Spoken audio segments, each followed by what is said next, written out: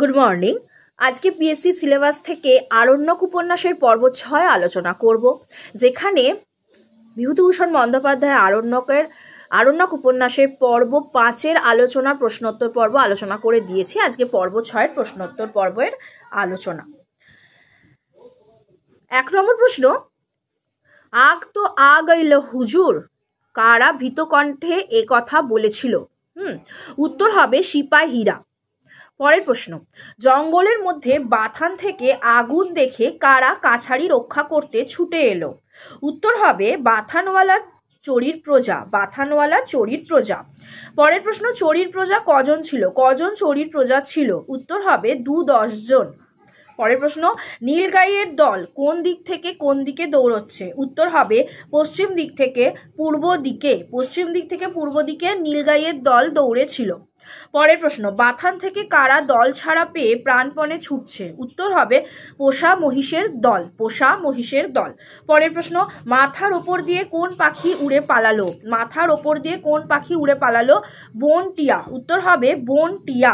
পরের প্রশ্ন, পিছনে কি ছিল? উত্তর হবে একটা বড় ঝাঁক লাল হাঁস। একটা ঝাঁক ছিল, যেটা বড় লাল হাঁস ছিল, সেটা পিছনে ছিল।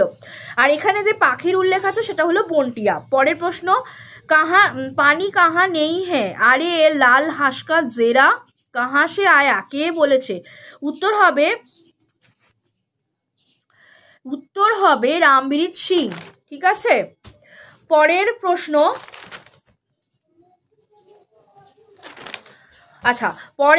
দেখো, আগুন নেভানোর অস্ত্র কি ছিল? উত্তর হবে আধ কাঁচা গাছের ডাল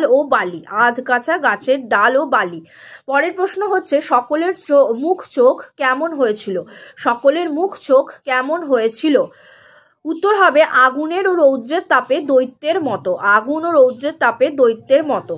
পরের প্রশ্ন, কাছারির জিনিসপত্র বলতে কি ছিল? উত্তর হবে বাক্স, খাট, দেরাজ, আলমারি। পরের প্রশ্ন, ক্যাশ আপনার জিম্মায় রাখুন আর দলিলের বাক্সটা, এ কথা কে বলেছে?